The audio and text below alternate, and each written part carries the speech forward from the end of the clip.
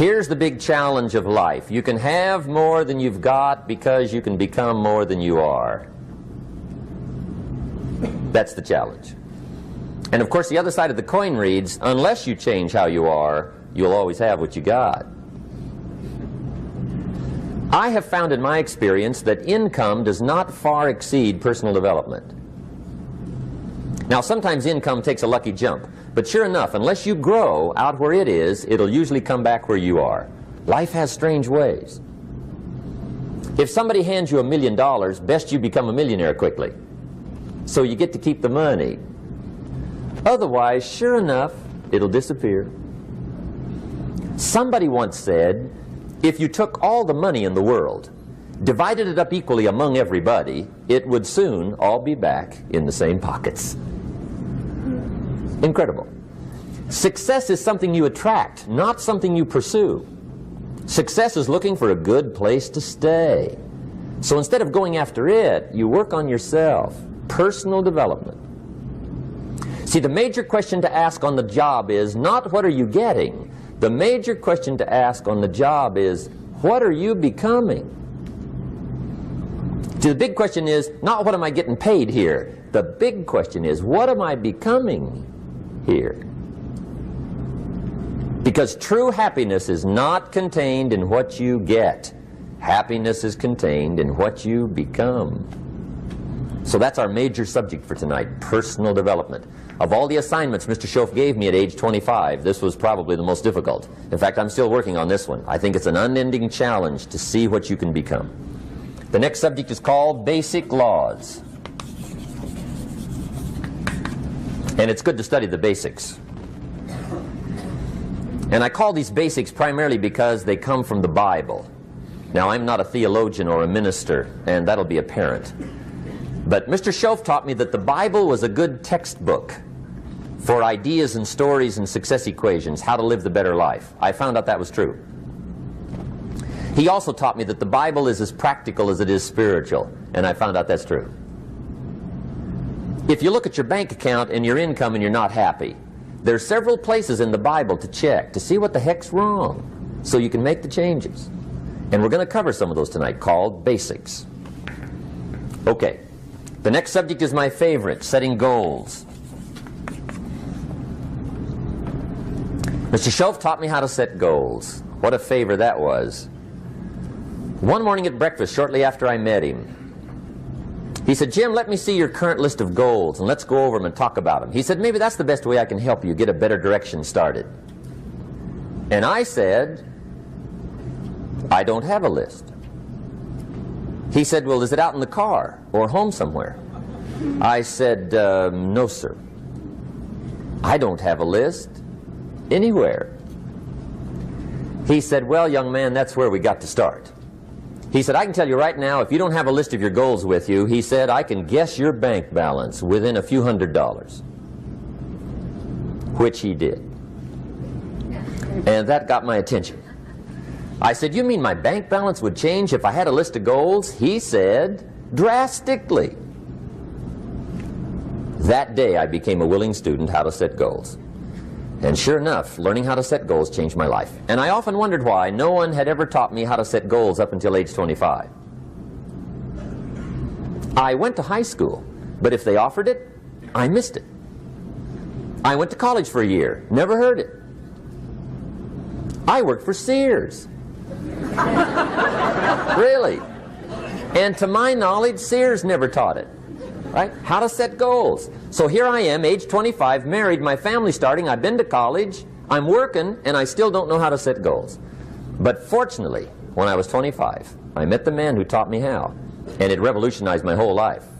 Economically, socially, personally, it's incredible. So I want to share with you tonight what Mr. Schoaf shared with me, how to set goals. It can be a life changer. Okay.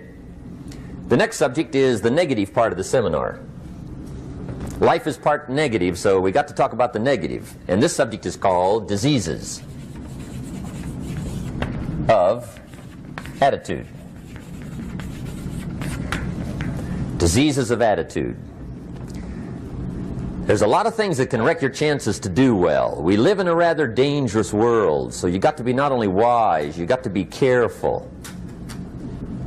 Now, attitude diseases are just as bad as physical diseases, right? High blood pressure, heart trouble. I mean, a lot of things will ace your chances to do well. So you've got to be careful. And attitude diseases are deadly. I mean, they'll destroy all the good things you start. Okay? So we'll go through those attitude diseases, how to spot them, how to look for them, what they are, and the cure. And I'm a pro on these because I've had them all, so I can give you excellent advice on these. Now, the last subject we're going to consider tonight is called the day that turns your life around. The day that turns your life around. And under this subject, we're going to talk about the emotions that can change your life. Human beings are emotional creatures, and emotions are powerful for life change. Now, of course, emotions are so powerful they can go either way on you. Emotions can either build or destroy. So you really have to employ emotions properly. We call civilization the intelligent management of human emotions. If you can intelligently apply your emotions in the right direction, no telling what can happen. Could turn your life around one day would be sufficient. So we'll talk about those. Okay. Now that's a lot to cover in one evening, but we'll keep at it here and see if we can't get it all done. I'd like to have you now jot down the theme of the seminar. Every seminar should have a theme, I guess. We've got one. It's on some of our literature if you happen to notice it, but if you didn't, for your notes, here it is. The theme of the seminar goes like this: the major key to your better future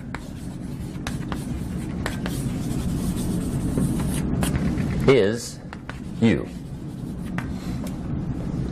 That's the theme of our seminar tonight. The major key to your better future is you. And I'd like to have you underline two words just to give it some added punch. Underline the word major and the word you, so that it reads, the major key to your better future is you. Now, my first suggestion is transfer this to a card or something where you can put it up, where you can see it every day. Preferably put it up where you can see it at the beginning of the day, before you go off to put the day together. This is a good phrase just to glance at, to keep in mind as you're putting the day together.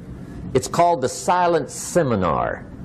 If you'll just let this talk to you during the day, I found it to be tremendously helpful. The major key to your better future is you. For a big share of my life now, I didn't have this one quite figured out. Among a lot of things I didn't have quite figured out. Many things used to puzzle me back in those early days. I used to wonder why two people could work for the same company, one make twice as much money. Now see, that used to puzzle me. And maybe they were the same age, graduated from the same school, live in the same community, work for the same company, with the same products and the same services. They've got the same traffic, the same problems, and one makes $1,000 a month, the other one makes $2,000 a month. Now that was my puzzling question. Why would this long list be the same and the money twice as much? I asked, what's the difference between $1,000 a month and $2,000 a month? And I don't mean $1,000 a month, right? I could figure that out.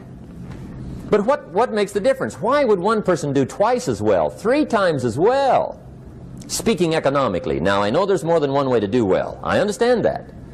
But in this little narrow area called compensation, what's the difference? Well, back then, with my faulty thinking, I'm trying to reason it out. I thought, well, maybe time makes some of the difference, right? Some people do better because they have more time. I used to say, Harold ought to be able to do well. He's got a lot of time. If I had all of Harold's time, I could do well. Now, that's got to be dumb, right? Number one, you can't get somebody else's time. A guy says to me one time, he says, you know, if I had some extra time, I could make some extra money. I said, then forget it. There isn't any extra time. Hey, when the clock strikes 12 midnight, that about wraps it up, right? I mean, you can look around the gongs there for a little more, but it's over. You say to the guy, what are you doing? He says, I'm looking for extra time. See, they'll come and take you away, right? There isn't any more time. Now, if you can't get more time, which you can't, what could you get more of that would make a difference in economic results? And here's the key word. Make it a part of your notes. We're going to consider it tonight. The word is value. And I have a little phrase for your notes. Value makes the difference in results. Value makes the difference.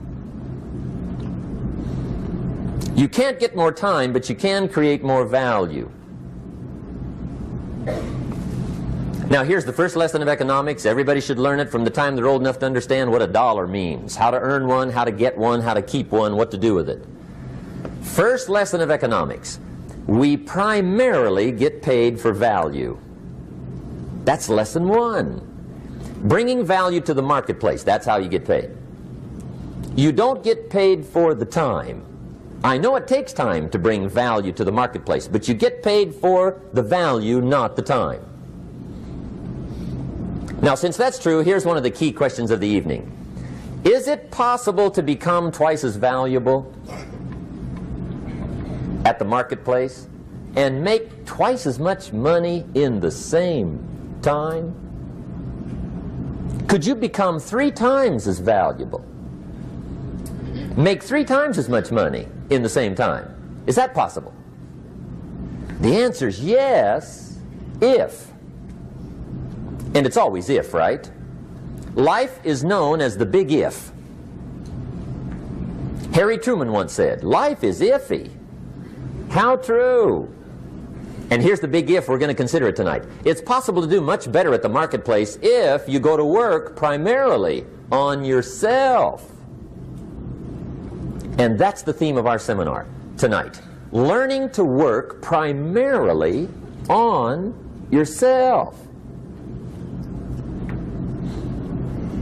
People have asked me for the last 24 years, how do you develop an above average income? And the answer is, become an above average person. Develop an above average handshake. Some people want to be successful, they don't even work on their handshake. As easy as that would be to start on. They let it slide, they don't understand. Develop an above average smile. Develop an above average excitement. Develop an above average interest in other people. Develop an above average intensity to win. See, that'll change everything. Probably one of the most frustrating experiences in life is looking for an above average job with above average pay without becoming an above average person. It's called frustration.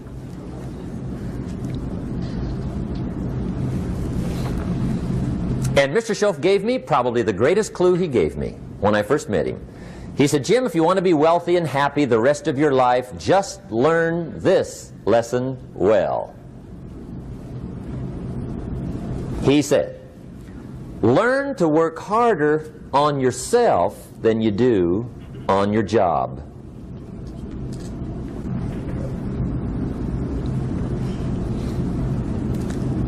Then Mr. Schoaf gave me probably one of the most important clues among so many things he taught me, but this was in those early days.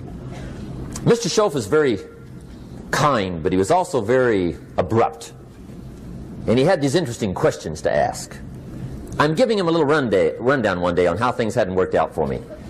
He said, Mr. Rohn, I've got the answer for you if you will listen carefully. And listen carefully I did that day and for the next 5 years. If somebody's wealthy and happy, you gotta listen. He said, Jim, I've only known you a short time. But he said, it's already my honest opinion that for things to change for you, you got to change. That wasn't quite the answer I was looking for. But that's the answer he gave me, and I pass it along to you on this warm summer evening in Anaheim, California, 1981. For things to change for you, you've got to change. Otherwise, it isn't going to change. Before I met Mr. Schoaf, I used to say, I sure hope things will change. Right? That seemed to be my only hope. If it isn't going to change, I'm in serious trouble. And then I discovered it isn't going to change, so I'm in serious trouble.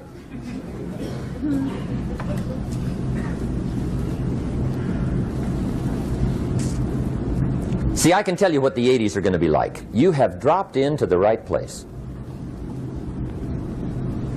I did a seminar one time for Standard Oil executives and management in Honolulu. And we're having a conference one day on this big conference table. And one of them said to me, Mr. Rohn, you know some fairly important people halfway around the world. What do you think the 80s are going to be like? I said, gentlemen, I do know the right people. I can tell you. So they all listened very carefully. And I said, gentlemen, based on my wide experience, I can really honestly say to you, in my opinion, in the 80s, it's going to be about like it's always been. Aren't you glad you came? That's inside. I don't pass that around just everywhere. Now, of course, I said that to make a point, but I also said it because it's accurate. It's going to be about like it's always been. It isn't going to change. The tide comes in, and then what? It goes out. For 6,500 years that we know of, recorded history, and probably long before that. So it is not going to change. It gets light, and then what? It turns dark. 6,500 years. See, it's not likely to change. And we're not to be startled by that. And if the sun goes down, the guy says, what's happened, what's happened? It means he hasn't been here long, I guess, right? It always goes down about this time. The guy says, well, I don't like that arrangement. Well, you got to talk to somebody besides me, right? It gets light, then it turns dark. In rotation, the next season after fall is what? Winter. Pray tell, how often does winter follow fall? Every year regularly for the last 6,500 that we know of. See, it is not going to change.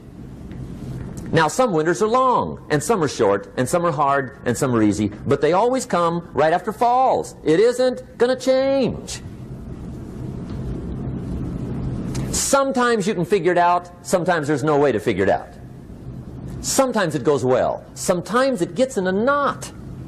Sometimes it sails along, sometimes it gets in reverse. See, that's not going to change. The last 6,000 years reads like this: opportunity mixed with difficulty. That's how it reads. It isn't going to change. The man says, well, if it isn't going to change, how will my life ever change? Answer, when you change. And whether I'm talking to high school kids or business executives, my message is always the same. And it goes like this: the only way it gets better for you is when you get better.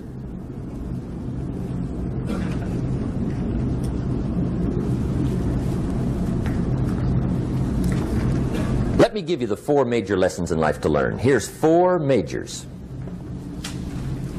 It's good to study the majors. In our weekend seminar we teach. Some people don't do well because they major in minor things. You've got to be on the lookout. At the end of every week, end of every month, you've got to check, make sure you're not spending major time on minor things. Okay, we go through that whole series. Majors and minors. Now, let me give you 2 phrases before we get to the 4 majors. This will set it up and you'll see where I'm going. 2 key phrases for your notes. Here's the first one. Life and business is like the changing seasons. That's the first phrase.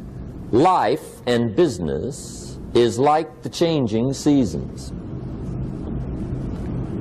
One of the best ways to describe life, it's like the seasons.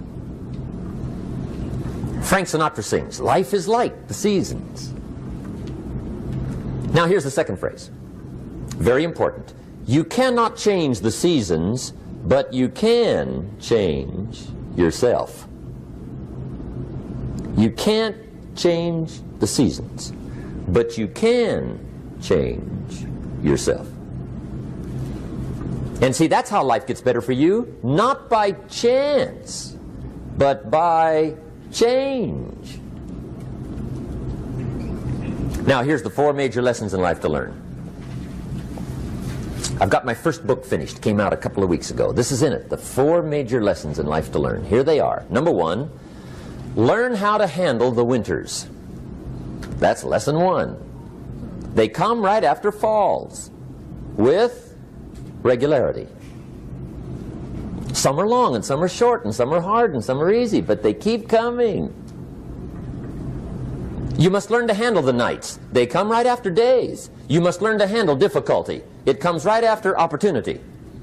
You must learn to handle recessions. They always follow progressions. For the last 6,000. See, it isn't going to change. The lesson you must learn is how to handle it. And there's all kinds of winters, right? The winter when you can't figure it out. The winter when it all goes smash. The winter when it turns belly up. The winter when it won't work, when you've run out of money and you've got a broken heart. See, those are winter times. There's all kinds. Economic winters, social winters, personal winters. When your heart is smashed in 1,000 pieces and the nights are unusually long, your prayers seem to go no higher than your head. It's winter time. Barbra Streisand sings, "It used to be so natural to talk about forever, but used to be's don't count anymore. They just lay on the floor till we sweep them away. You don't sing me love songs, and you don't say you need me, and you don't bring me flowers anymore." A song of winter. But see, the disappointments come. Those are normal. That's part of life. But the question is, how do you handle it? How do you handle the coming winters and the disappointments and the down times? Well, you can't get rid of January by tearing it off the calendar. But here's what you can do. You can get stronger, you can get wiser, and you can get better. The winters won't change, but you can. And that's how life changes for you. See, before I understood, when it was winter, I used to wish it was summer. I didn't understand. When it was hard, I used to wish it was easy. I didn't know. And then Mr. Schoaf gave me a part of his very unique philosophy when he said, "Don't wish it was easier, wish you were better." See, that triggered my whole life change. Don't wish for less problems, wish for more skills. Don't wish for less challenge, wish for more wisdom. That's the key. So that's lesson 1, learn how to handle the winters. Here's lesson 2, learn how to take advantage of the spring. That's the second one. Spring is called opportunity. And spring follows winter. What a great place for it. If you were going to put it somewhere, that'd be the place to put it, right after winter. And pray tell, how often does spring follow winter?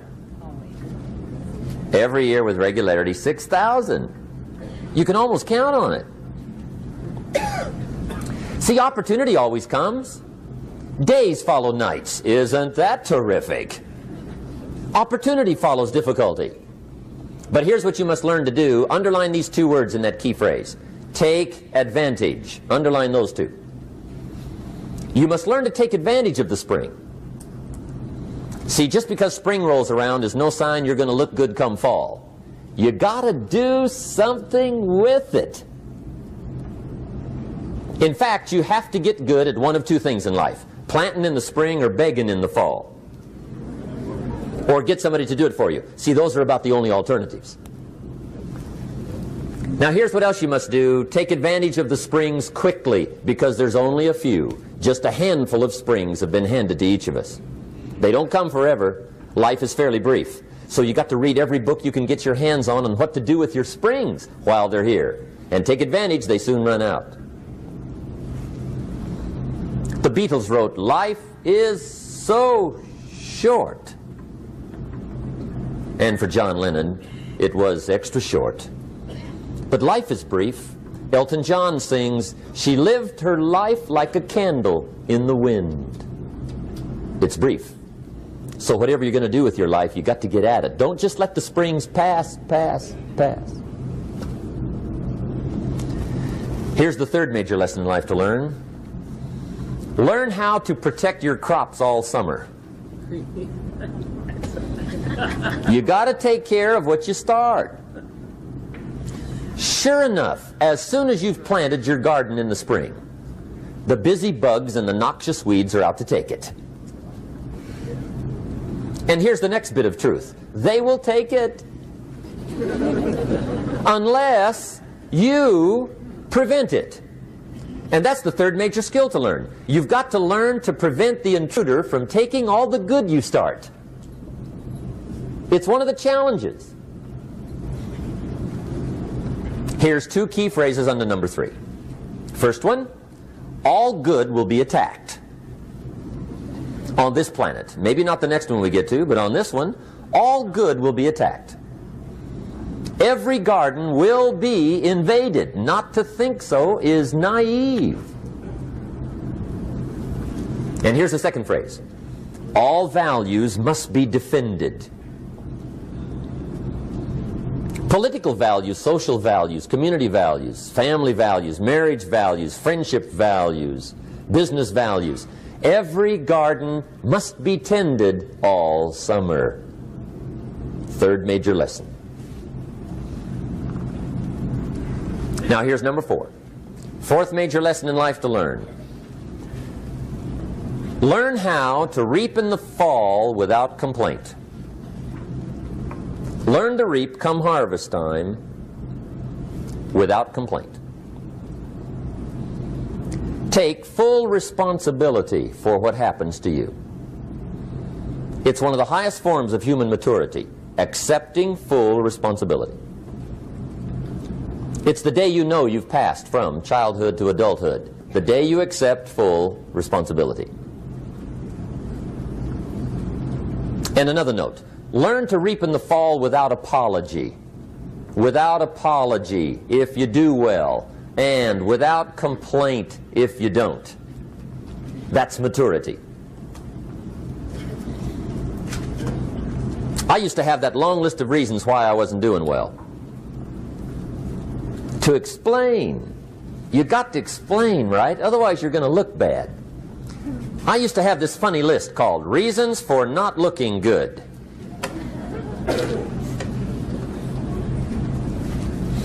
I used to blame the government. I mean, you can believe that or not. It was at the top of my list. I had a lecture second to none. The government. That was on my list. I used to blame taxes. Look what you got left after they take everything. And they expect you to do well. That was on my list there. Prices, that one's easy, right? You walk into the supermarket with $20, come out with a little half bag. So I had that on my list. I used to blame the weather. I blamed the traffic. I used to blame my car. I blamed the manufacturers. I used to blame the company.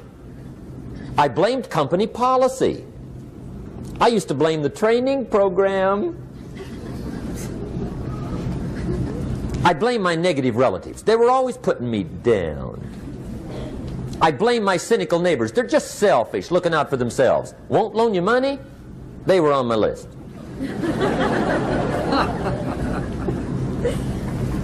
I used to blame the economy. I blamed the community. That's a pretty good list for not doing well, isn't it? I thought it was good. I'll never forget one day, Mr. Schoaf was very kind, but he was also very blunt, and this was no exception. And I'm glad he was blunt. There's a lot of things I'd have missed if he hadn't have been blunt. One day, with sort of a curious look on his face, he said, "Jim, just out of curiosity, tell me, how come you haven't done well up until now?" Excellent question. I thought, well, so I won't look too bad, I'll go through my list. And this list I just gave you, I put that on him. And he was very patient. He let me go through the whole thing, the government, the weather. I went through this whole thing. When I finished, he looked my list over very carefully. He said, "Mr. Rohn, big problem with your list. You ain't on it." How brilliant.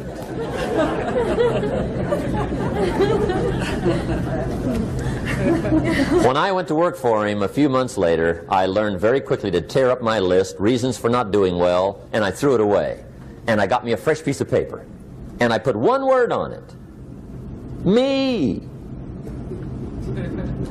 There's a Black Heritage spiritual that says, "It's not my mother nor my father, nor my brother nor my sister, but it's me, O Lord, standing in the need of prayer." See, I used to blame everything outside. And then let me give you a little philosophy that helped turn my life around. For your notes, here it is. It's not what happens that determines the quality or the quantity of your life. It's not what happens. And the reason is because what happens happens to about everybody. No different. The sun went down on all of us last night. A common event, a happening. And I found out that the same things can happen to two different people. One gets rich and one stays poor. Why is that?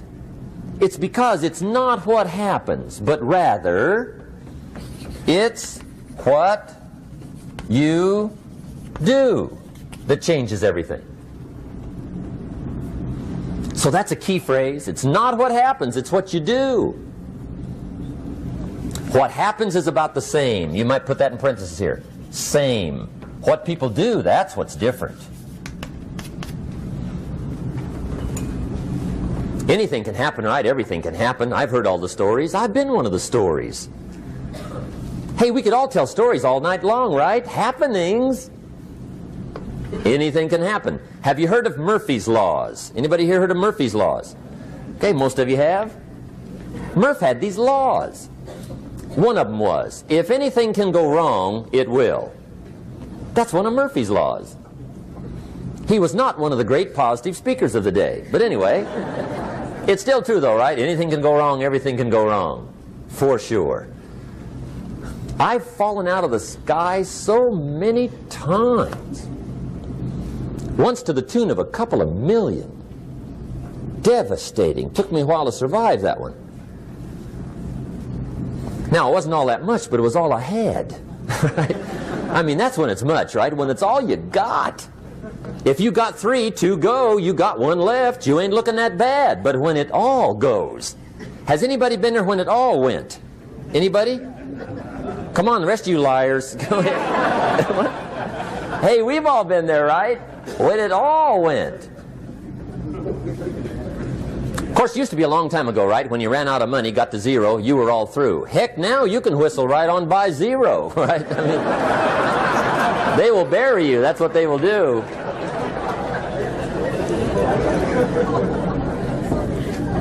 But see, those are the happenings, right? Everything can happen. Anything can happen. But it's not the happenings. It's what you do about it. Somebody says, yeah, but you don't understand the disappointments I've had. Come on. Everybody's had their share. Disappointments are not special gifts reserved for the poor. Everybody has them. The difference is what you do about them. It's not the weather. I used to blame the weather, and I discovered it rains on the rich. So see, that won't help.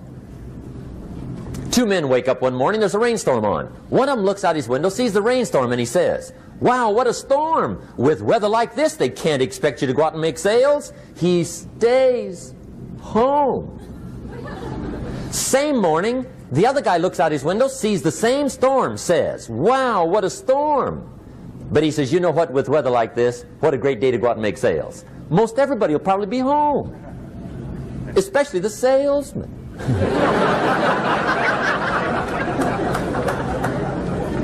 See, that's the difference in how your life works out. It's not what happens, it's what you do. So here's one of the key questions of the evening. Starting tomorrow, what are you going to do that'll make a change in your life's direction? Good question. What are you going to do starting tomorrow that'll make a difference? Now see, if you don't do something starting tomorrow that'll make a difference, guess what? It's gonna be the same.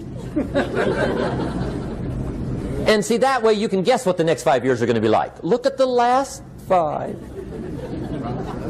Because the next 5 are going to be like the last 5 unless you, major key, tomorrow, change it all. Or change a little, or change something, or don't change. It's choice time. You can do whatever you want. But it's nice to know any day you wish you can change your whole life. What can you do starting tomorrow that'll make a difference? Good question.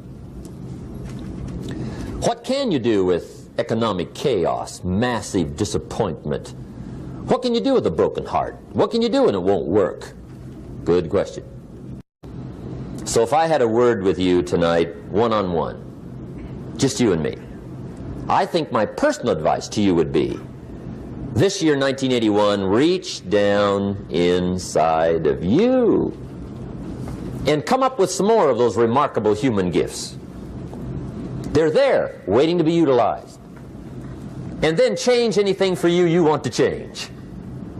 And I challenge you to do that because you can change.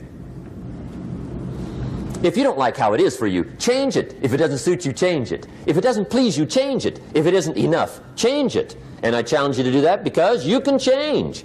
See, you don't ever have to be the same again after tonight, only by choice. If you don't like your present address, change it. You're not a tree.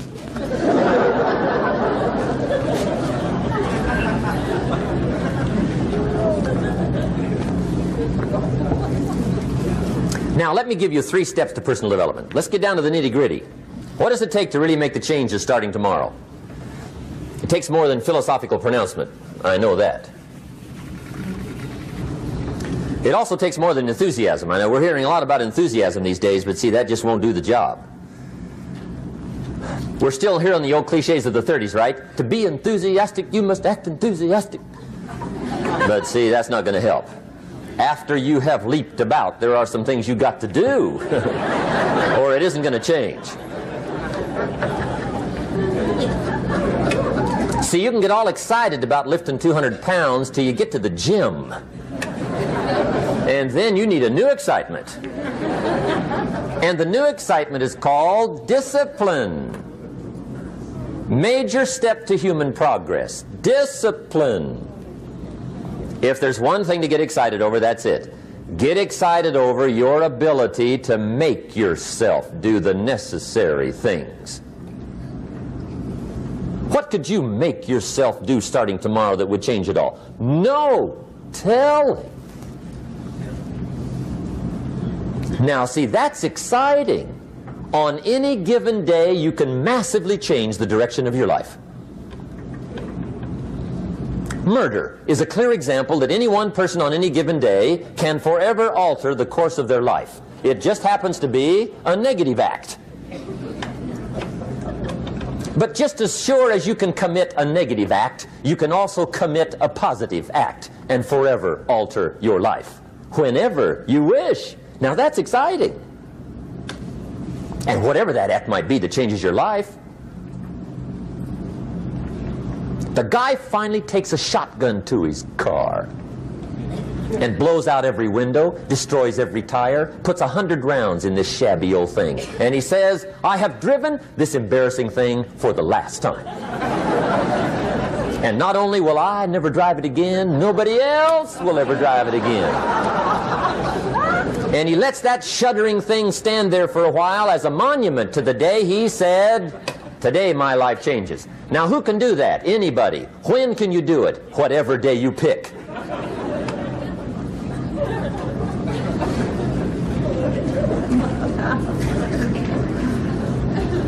Now here's the key to discipline. Start with the little disciplines, get excited over the little disciplines, and get right on those, because those will lead to the big ones. You can't handle the big challenges in life unless you take on the little ones. Make a list of all the things you can do, get right on those, discipline yourself for those, both for the results and for the muscle and for the practice, so that when life hands you some big challenges, you'll be ready, you'll have the muscle. But see, if you don't handle the small ones, you can't take care of the big ones. Okay, here's what else it takes for life change. Self-motivation. Key phrase, self-motivation. I don't know why we call it self-motivation. It's really the only kind there is. You've got to motivate yourself. Because I found out you can't change people. They can change themselves, but you can't change them. Lord knows some I've tried. But see, it won't work. People have to change themselves. I learned some of those lessons early. I built a little sales organization way back in those early days. I'm 25. And I had some nice people. I said, I'm going to make these people successful if it kills me. I almost died, right? I mean, you can't do that.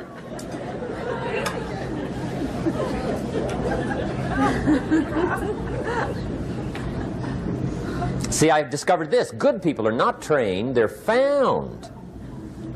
You find good people. You don't make them good, you find them good.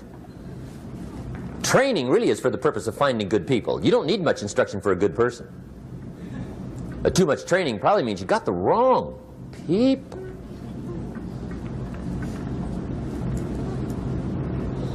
So you got to find the right people. That's the key to getting a good job done. One of the major things we learn in management, lesson 1, don't send your ducks to Eagle School.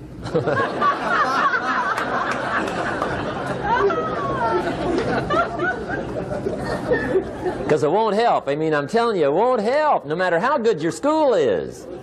And the little eagle badge and little eagle hat, I'm telling you, it won't help. It won't help. You can tell whether your school's done any good, right, is when it's over, right? The duck goes for his first rabbit and makes him a friend. You say, no, no, no. Anyway, so it takes self-motivation to really alter your life. And you don't want to give self-motivation away to somebody else and make it somebody else motivating you. The guy says, boy, if somebody just come by and turn me on.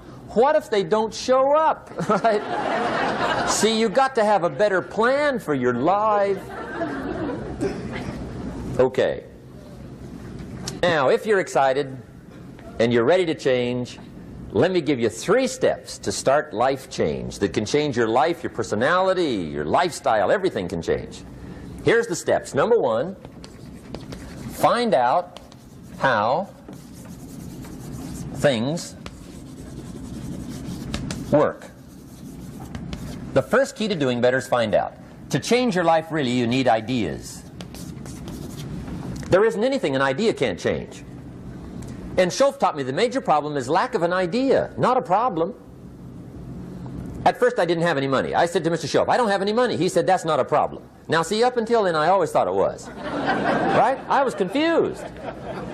He said, no, no, the problem is lack of an idea on how to create money and wealth. It isn't lack of money, it's lack of ideas. So if you get the ideas, see, you can change anything. Now to get ideas, you need a constant study of finding out. Now, Schoaf also said, when you find out something that works, put the information in your journal. Don't use your head for a filing cabinet. Put it in your journal so that you can do the next best thing. Repetition, repetition, repetition. Go over it. And if you repeat it, go over it, sure enough, someday, some mysterious day, the idea takes root, starts to grow, and shows up in your bank account, and your dress, and your personality, and your lifestyle. But capture the ideas in your journal. Find out how things work. Schoaf gave me this word for my life change. He said, study. Great word. If you wish to be successful, study success. If you wish to be happy, study happiness. If you wish to be wealthy, study wealth. Don't leave it to chance. Make it a study. Some people just go through the day with their fingers crossed. See, that won't do it. You've got to study the things that can change your economic, social, spiritual, personal life. Now, here's a qualifying phrase. And we'll have several of these qualifying phrases throughout the seminar. Here's the first one. You may not be able to do all you find out. I understand that. You may not be able to do all you find out, but you should find out all you can do. See, you don't want to wind up at the end of your life and discover that you've lived only 1/10 of it. And the other 9/10 went down the drain. Not for lack of opportunity, for lack of information. So that's number 1, find out how things work. Now here's the best human virtue for finding out, curiosity. Make a note of that. Curiosity. Be curious. You might add a word to it that'll help. Childish curiosity.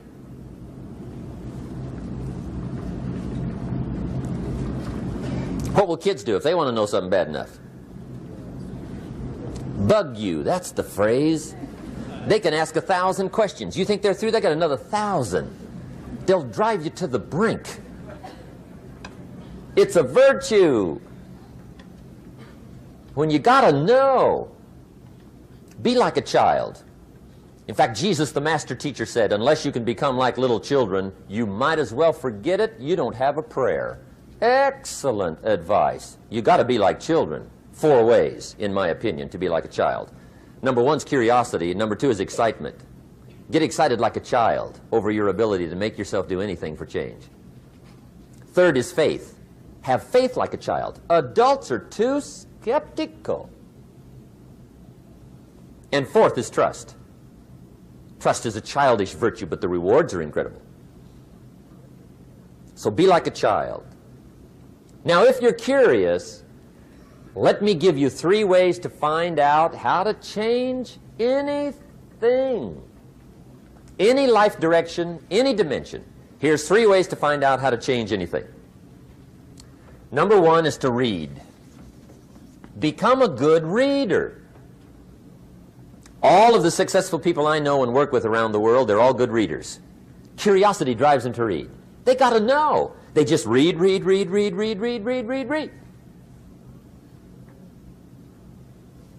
Become a good reader. Now, that's my opinion. Listen to the other lecturers and listen to me and make up your own mind. Don't be a follower. Be a student.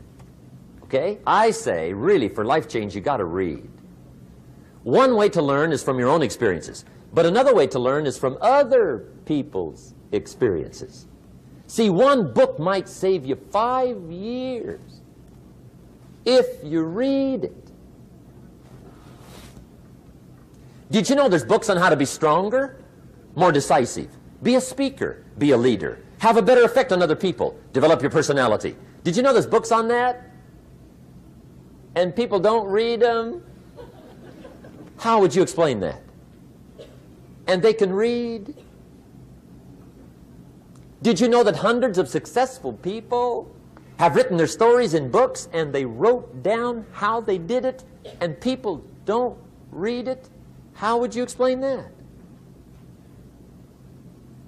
The guy's busy, I guess. You know, you get tied up. The guy says, well, yeah, you work where I work. By the time you struggle home, it's late. You got to eat a bite of supper, watch a little TV, get to bed. You can't sit up half the night reading. And the guy's behind on his car payment. Good worker, hard worker, sincere. But you got to be better than sincere and work hard.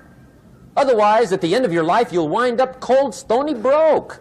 You got to be better than a good worker. You got to be a good reader. The whole world is governed by laws. The universe, in fact. Laws. We call it the law of electricity. We call it the law of gravity. There's mathematical laws. There's physical laws. Speed and velocity laws. Agricultural laws. There's all kinds of laws. Now that we find ourselves on the spinning planet, you just have to learn what I call the setup. Learn the setup. Life's setup. Now, we didn't set it up, but we're here, so you got to learn it. And we should learn the setup for 2 basic reasons. Number 1, to keep from getting hurt. It's one of the major reasons for learning, so you won't get hurt. See, economically, socially, personally, you can get hurt just not knowing. Ignorance is not bliss. Ignorance is poverty. Ignorance is tragedy. You got to know or you're going to get hurt. It's good to know not to walk out the 10-story window. That's excellent information. Now, what if a guy didn't know and he walks out? Now he's dead at the bottom. Somebody says, well, the poor guy didn't know. You got to know or you're going to get hurt. Okay. Now, here's a parenthesis. You don't have to like the setup. I don't ask you to like how it is. That's not what's important. But it is important to learn how it is. Okay? So you don't have to like it, but you should learn it. That's what I tell the kids, right? Make sure you get the information. What you think about it, that's up to you. What you're going to do with it, that'll soon be up to you. But make sure you get it. See, there's nothing worse than being stupid. Nothing. I mean, being broke is bad, but being stupid is awful. And what's really bad is being broke and stupid, right? That's about the end of the world. I mean, there isn't anything much worse than that. Unless you're sick. Sick, broken, stupid. I mean, that is it, right? There's nowhere else to go. So make sure you get the information. It's key. You don't have to like it, but learn it. If this big monstrous thing lifts up in the sky, hangs there for a little while, cuts loose, comes crashing down, boom, shakes the ground for 5 miles. And then this big monstrous thing lifts back up in the sky, hangs there for a little while, cuts loose again, comes crashing down, boom, shakes the ground for 5 miles. It just keeps doing it, this big monstrous thing, lifting up and then crashing down, boom. Now, you might come along one day and say, that's got to be a stupid arrangement, which is okay. You're entitled to your opinion. But the first thing you should learn to do is get out from under it, right? That's number one. You might have a great moral argument. You might want to shake your finger at the sky, but do it from over there, right? So you don't get smashed. It's called your basic smart. So number one, learn so you won't get hurt. Whether you like it or not, learn. Now here's the second reason for learning, the setup, to benefit. It's called the plus of life. And that's what life is, right? Both minus and plus. The minus is tragedy, heartache, misery, failure, unhappiness. But life is also happiness, prosperity, good feelings. So here's the key. Learn to get on the good side of the way things work.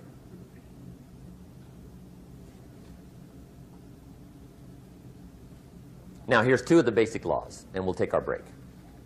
Shof taught me these. They come from the Bible. Now, again, I'm an amateur, okay? When it comes to the Bible, I'm not a pro. So you'll sort of have to take my way of putting it. But here they are. The first one is the law of use. The law of use.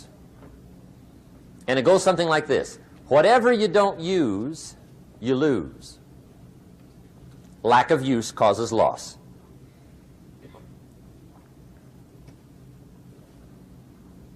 On this planet, maybe not the next one, but on this one, if you tie your arm to your body, leave it there long enough, you'll never use it again.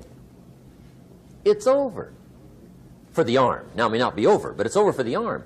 The only way to keep the use of this arm is what? Keep using it. If you quit, you lose automatically. They don't bring it up for a vote. You lose automatically when you quit. Now, the same thing that goes for your arm goes for your brain, mentality. The same thing goes for all the human virtues. Ambition, unused, declines. Strong feelings, unused, diminish. It doesn't grow, it diminishes. Faith, unused, decreases. It's a law. Vitality unused diminishes. Energy unused decreases. The guy says, well, I'm going to save up my energy. You can't do that. That's like trying to save today, put it on the end of the year. See, you can't do that. They'll come take you away. If you don't use today, what? It's lost. The guy says, well, I'll work twice as hard tomorrow to make up for it. See, that's foolish. You could have done that anyway. Today unused is lost. A talent unused is lost. An ability unused is lost. So here's one of the key expressions of the evening. Take a new inventory of yourself. Starting tomorrow, new project. Take a new inventory. And make sure that all of your talent and ability and mentality and ingenuity and vitality and strong feelings, faith, courage, make sure that all you've got's being used. Otherwise, you lose. Now, one of the best illustrations of the law of use is a Bible story called the Parable of the Talents. The talent story. Interesting story if you haven't read it in a while. Just review it. It's a good story. An ancient story. It says there was a master with 3 servants. He got them together one day and he said to the 3, I've got these talents. And in those ancient days, a talent was a measure of gold. And he said to the 3 servants, take these talents and see what you can do with them while I'm gone. He said, I'm taking a journey and I'll be gone for a while. When I come back, we'll get together, go over the book, see how you did. He said, here's 5 of these talents for you. 5. Here's 2 of them for you. 2. And here's 1 for you. 1. The master said, take those talents, see what you can do with them. When I come back, we'll get together, we'll go over it all. The servant said, okay, master takes off. According to the ancient story, the master comes back from his trip. When he gets back, he gets the 3 servants together, and as he said he would, he asks, how did it go with those talents? You were 5. What happened? That servant said, well, I took the 5 talents you gave me, and I put them to work. A little shaky at first, but he said things finally got rolling. And he said, I poured it on. And he said, my talents grew to 7, 8, 9, 10. He said, I doubled my talents from 5 to 10. Books will show. Master said, one heck of a job. Or something like that. He said, I gave you 2 talents. What happened? That servant said, about the same thing happened to me. I put those 2 talents to work, poured it on. They grew to 3 and then to 4. He said, I doubled my talents from 2 to 4. Books will show. Master said, well done. He said, I gave you 1 talent. What happened? That servant said, well, I took the talents you gave me, and I carefully wrapped it, and I dug a hole and buried it. And camouflaged it, I suppose, right? So nobody would steal it. And he said, fortunately, nobody got it. And he said, I knew you were going to be here today, so I dug it up. Here it is, safely wrapped. I did not lose it while you were gone.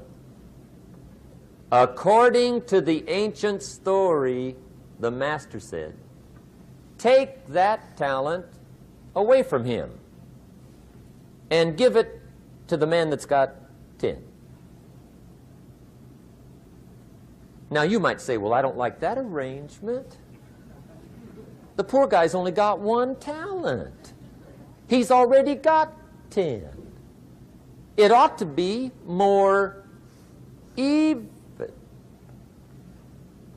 Remember, I didn't ask you to like it.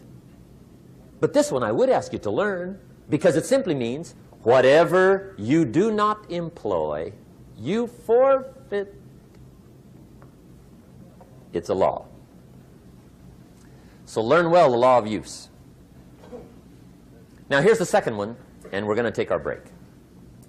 Second law from the Bible. This one we've heard since we were small, I'm sure. It's called the law of sowing and reaping. In fact, we've probably heard it so often we could quote it. It says, whatever you sow, what? You shall reap. Fairly blunt, hopefully clear. Here's my first suggestion on the law of sowing and reaping. Don't try to beat it. You might as well try sitting on the sun in the morning. Keep it from coming up. You'll have better luck.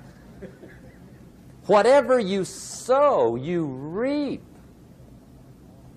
Now, for a fair share of my life, I'm a bit mixed up on how all this applies. Among a lot of things I was mixed up on. I knew I wasn't reaping too good. That I understood. My problem was I was confused about what was causing it. Remember me with the funny list? I thought those are the reasons why it isn't working out well. And then Mr. Schoaf gave me the clue that helped me figure it all out. He said, Mr. Rohn, I have another answer for you. There's another way to quote this law that'll show you where the problem is so you can go to work on it right away. All you need to know is where the problem is. Then you can go to work on it. So he quoted me the law another way, and I found out what my problem was. Here's the way you quote the law. Whatever you reap is what you've sown. Now I knew what my problem was. Whatever you reap is what you've sown. If you don't like the crop, who do you look up? Answer, whoever planted it. And where do you find who planted your crop? Answer, in the mirror. What I finally learned to do come fall was to go to the mirror. That's where you go. And if necessary, you say, a few skinny carrots? I got to be unimpressed. Where were you last spring? Asleep. Didn't you read the books? Did you break your hoe? Let me give you 7 key points to the law of sowing and reaping. Let's tick right down through the list of 7, and it'll be break time. 7 points to sowing and reaping. Here's part of the philosophy that really helped me to make some changes in life direction. Number 1, the law of sowing and reaping is negative. That's number 1, which simply means if you sow bad, you reap bad. Now, this is kind of 3rd grade, but it doesn't hurt to go over the basics. If you plant thistle seeds, you don't get pumpkins. Honest, no use looking for pumpkins. John says, how come no pumpkins? Come on, John. The law's negative. That's how come. Now, here's number 2. The law's positive, which simply means if you sow good, you reap good. If you plant pumpkin seeds, you don't get thistles. Not from pumpkin seeds. Mother Nature won't pull tricks on you over in the corner snickering, pushing new thistles and you planting pumpkin seeds. She won't do that. You will get pumpkins from pumpkin seeds, and the reason is because the law is positive. Now, here's number 3. I got excited when I found out the full dimension of this. See, you do not reap what you sow, but rather you always reap much more than what you sow. So the 3rd key word is more. You don't get back what you put out. You get back much more than what you put out. And it works both positive and negative. On the negative side, it said, if you sow to the wind, you reap the whirlwind. So you've got to get ready for that, or you will be naive. See, anybody can, whether you will or not. See, that's the question. And here's a good question to ask. We are all buying somebody's plan. The question is, whose? Who's got you talked into doing what you're doing? Who's got you talked into your present plan? See, 10 years from now, you will surely arrive. The question is, where? But see, anybody, if you want to, can go searching for a good plan, pick it, and start working it. And sure enough, as the time passes, as it surely will 5 years from now, 10 years from now, then you'll be winding up wearing what you want to wear, driving what you want to drive, living where you want to live, become what you want to become. But now's the time to fix the next 10 years. And who can? Anybody. Here's number 6. The 6th key to sowing and reaping. This is leveling with you now, as we promised to do. There's one thing better than the truth, and that's the whole truth. And here's part of the whole truth of the law of sowing and reaping. Number 6 is, you could lose. There are times when you just lose, no matter what you do. It's that kind of planet. You reap what you sow, yes, but...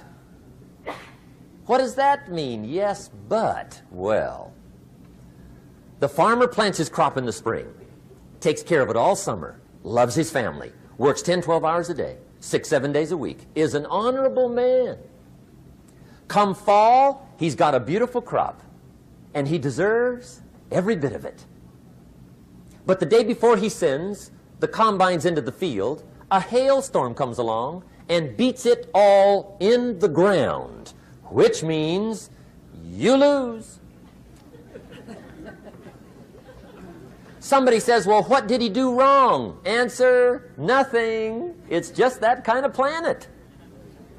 Sometimes it's going to hail on your crop and rain on your parade, so you got to get ready for that or you will be naive. That's just part of the life arrangement. And don't press me why. I was not in on some of the original decisions here, so I don't know how it got set up. But there's just times, sometimes you lose. That's part of life. But now here's number 7. The 7th key to sowing and reaping. And it goes like this. It's just another way to quote the same law. And it goes like this. If you don't sow, that's just another way to quote the law. If you don't sow, what? You don't reap. You don't even have a chance. So if you looked at your game plan tomorrow, you might come to the quick conclusion, I got to get some sowing going. How true. Get you some sowing going. And remember, you've got plenty of time. You've got all the time there is. Some people spend enough TV time to make a fortune. The latest article on television watching in this country, according to the latest article, the average television is on in this country in every household 7 hours a day, called the Big 7. I asked a guy one time what his TV cost. He said about $450. I said, you forgot to look at the price tag. He said, what do you mean? I knew he was a TV watcher. I said, that television costs you, in my opinion, at least $12,000 a year. To watch it, not to own it. Owning it's cheap. Watching it is what's expensive. And I said, hey, $12,000 a year is too much to pay to watch TV. That's too much. Pay a little, but not $12,000. And he's the guy that said, I hope pay TV never comes.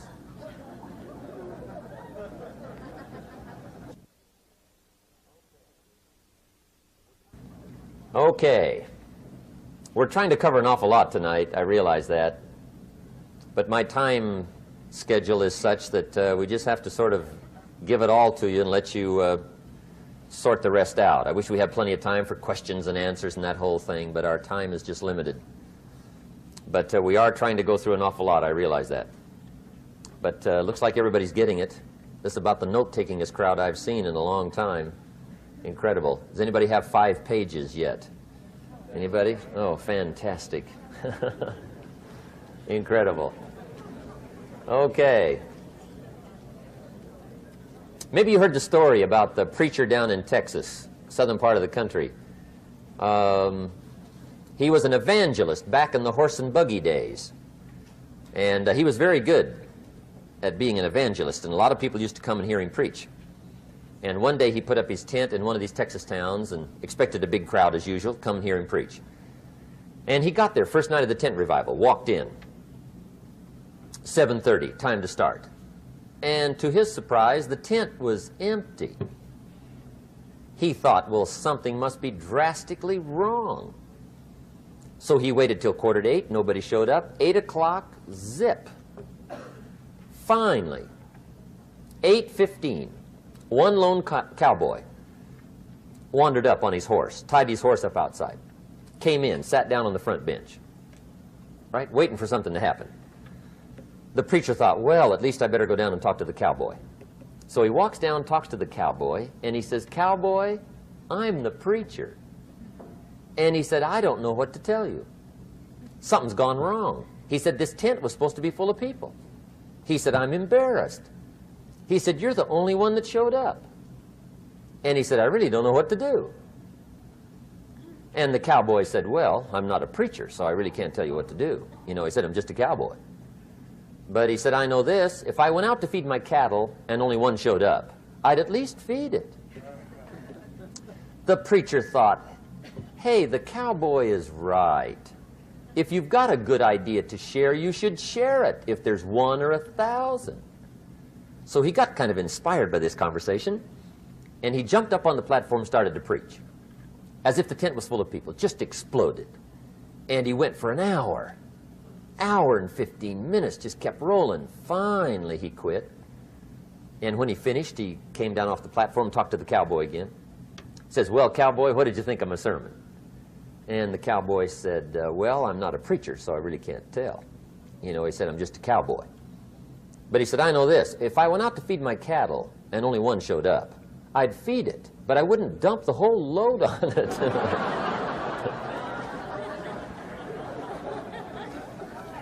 So anyway, if it seems like we're dumping the whole load tonight, I guess we are. But gosh, everybody's doing well. I'm having a good time. I appreciate the response here tonight. Okay, the next subject is setting goals. Let me show you what turned my life every way but loose. Mr. Shoaf dropped this idea on me, changed me completely. Setting goals.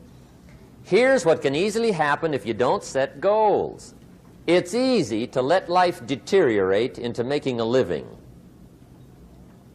instead of designing a life. And we all have a choice. Make a living or design a life. It's easy to get trapped by economic necessity and settle for existence rather than substance. That's easy. But the best advice I can give you on how to break out of that trap is to learn how to set goals. Mr. Shoaf put it to me this way. He said, Jim, if you had enough reasons, you could do the most incredible things. I never forgot how he put that. If you have enough reasons. See, reasons will change your whole life.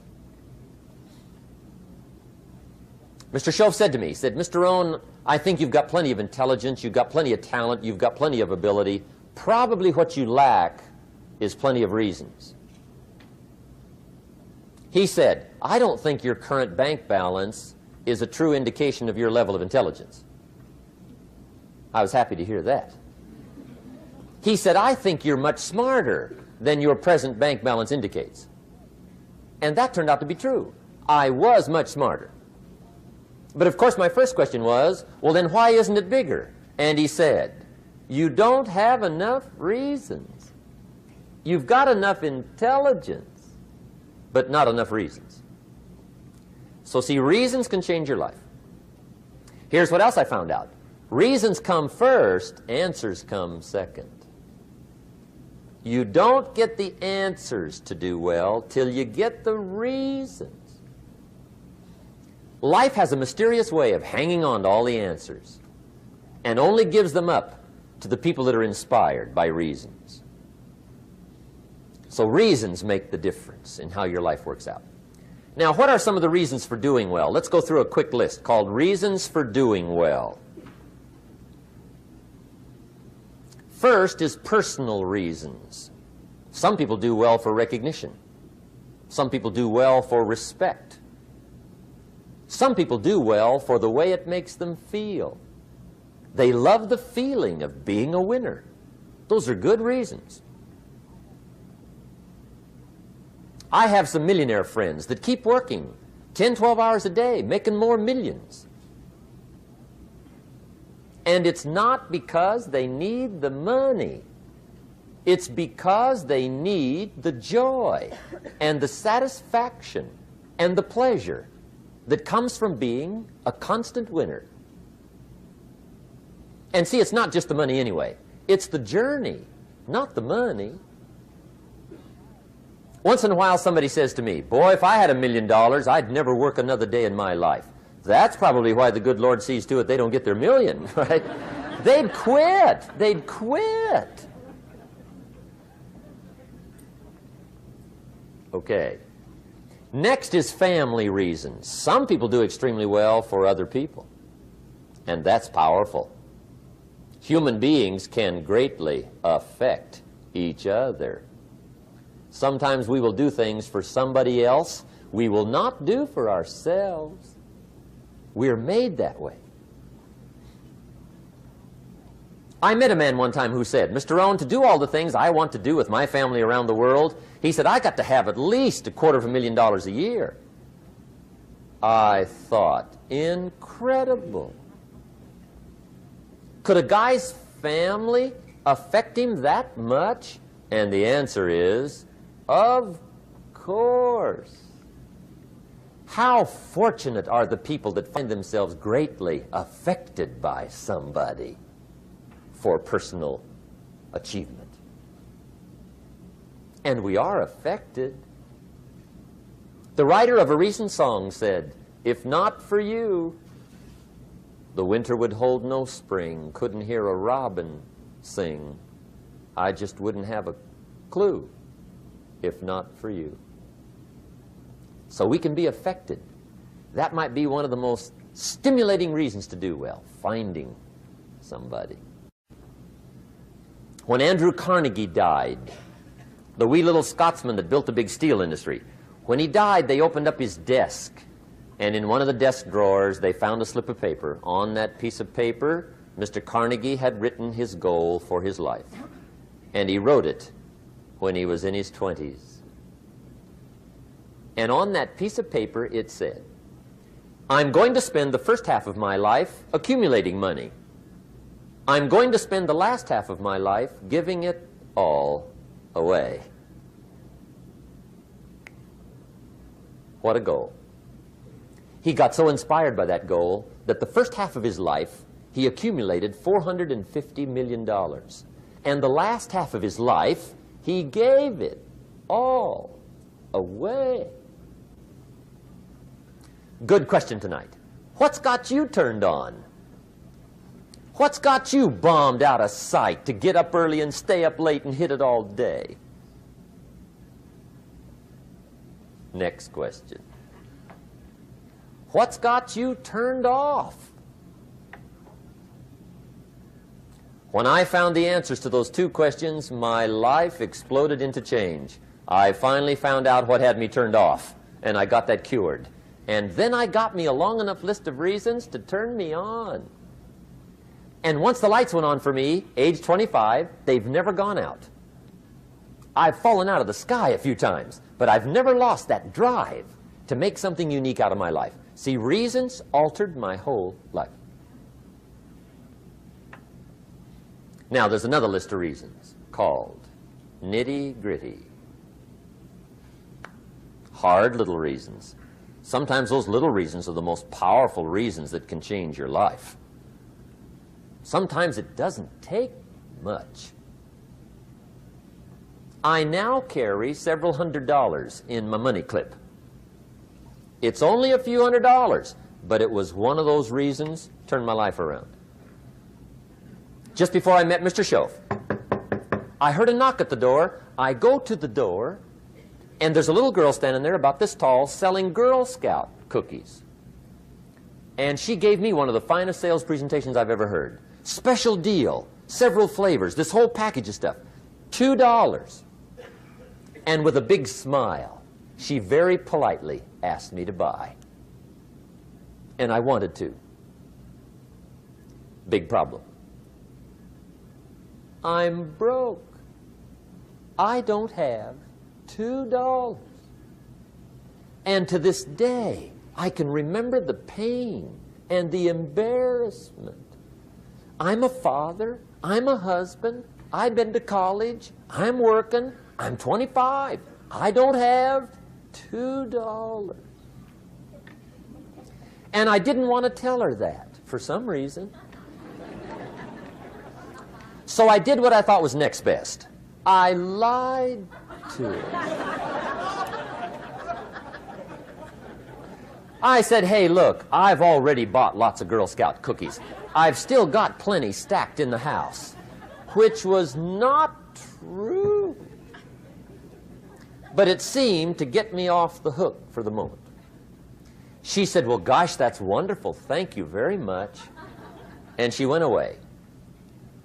When she left, I closed the door, and that was the day I said to myself, I don't want to live like this anymore. I've had it with lying, and I've had it with being broke. I'm never going to let this happen to me ever again. I promised that day I would work as hard as possible and would always carry plenty.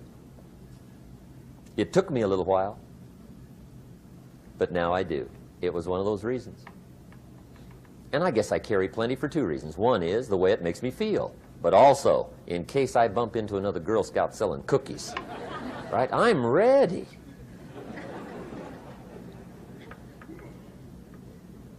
I walked out of the Bank of America one time up in Saratoga, California, where I used to live. Two little girls selling candy right outside the bank. Good place. Some girls' organization they're working for, right? I come walking out of the bank. This first little girl walks up to me. She said, "Mister, would you like to buy some candy?" I said, "I probably would." "What kind is it?" She said, "It's almond roca." I said, "My gosh, that's my favorite." She said, "Wonderful." I said, "How much is it?" She said, "It's just $2. I thought, incredible. I said, "How many boxes of that candy have you got?" She said, 5. And her little friend was standing there. She was selling candy too. I said, "How many boxes have you got?" She said, "I've got 4. I said, "That's 9. I'll take them all." They said, "Really?" I said, "Yeah, it's my favorite. I've got some friends. I'll pass them around." They got so excited, put all this candy together. I reached in my pocket, gave them the $18. When I've got the candy and they've got the money, that first little girl looks up at me. She says, "Mister, you are really something." How about that? Can you imagine only spending $18 and have somebody look at you in the face and say, "You are really something"? Now you know why I carry heavy, right? I'm not going to miss anymore. It was just one of those reasons. Helped to change my life. One of my nitty-gritty reasons was budget finance. Budget finance used to grind my soul. Way back in those early days, I had fallen for one of those consolidation loans, where you take all your little hard-to-pay bills, put them into one big impossible-to-pay bill, right?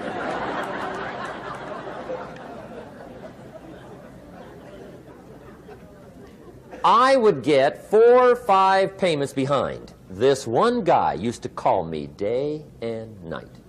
I don't think they're allowed to do that anymore. Harassed me. Threatened to run me in front of the judge. Threatened to ruin my credit. Threatened to embarrass my family. One day he said, "We're going to come get your car, drag it rear end up down the street in front of your neighbors."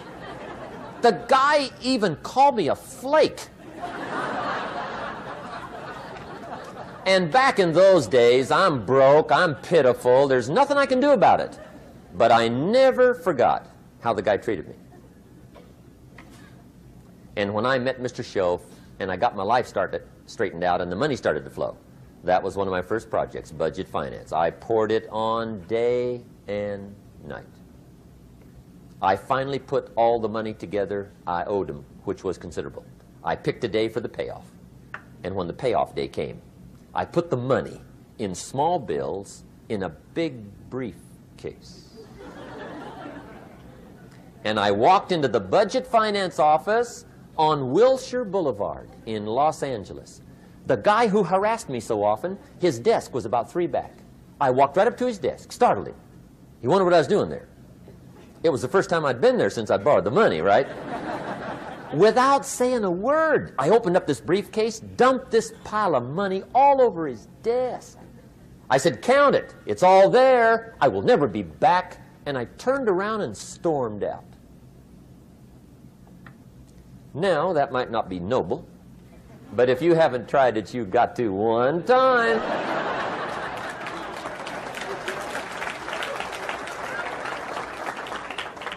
It can be the day that turns your life around. All you need is a reason that turns you on. One of my dear friends, Robert Depew, Bobby used to be a school teacher in Lindsay, olive capital of the world. Bobby taught school several years, got a little weary teaching school. One day decided he wanted to get into sales. So without telling anybody, he just up and quit his job teaching school and jumped into sales. When he did, his brother made fun of him, laughed at him, put him down. said Robert's lost his mind. Had a good job teaching school. Now he thinks he's a salesman. He's going to go down the drain, lose everything. Just put him down something fierce. Bobby said, the way my brother acted when I got into sales, he said that made me so mad, I decided to get rich. And my question for you tonight is it possible to get that mad? Of course. Wealth is not a matter of intelligence. It's a matter of inspiration.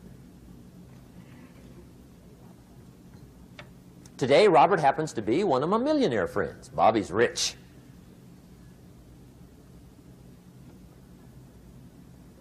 Frank Sinatra said one time, the best revenge is massive success.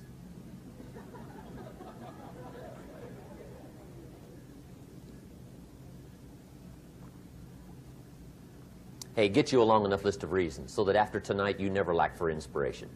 You might not have all the answers right away, but you can get the answers if you can get the reasons.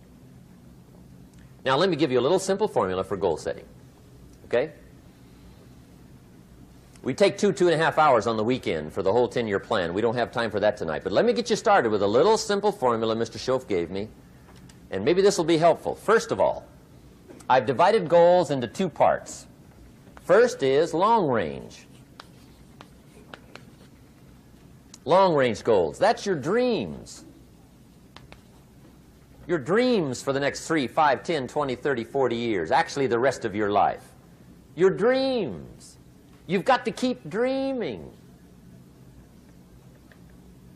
Ronald Reagan, president, said to the joint session of Congress a few weeks ago, the Republic is a dream. And if we don't keep dreaming, we will lose the Republic. Your better future is a dream for yourself and for your family. Where do you want to go? What do you want to do? What do you want to be? What do you want to see? You've got to dream dreams. There's a Bible phrase that says, without dreams and visions, people perish. You've got to have something to go for that inspires the heart and the soul. Dreams. From the children of Sanchez, it says, take the crumbs from starving soldiers, they won't die. Take the bread from hungry children, they won't cry. But without dreams, we all will die. You've got to dream. Don't lose your dreams for yourself, for your future, for your family. The dreams of love and enterprise and travel and doing things, becoming something unique on your journey here. Don't lose your dreams. Do some dreaming. That's long-range goals. You've got to have those. So that's number one. Here's the second part of goals, short range.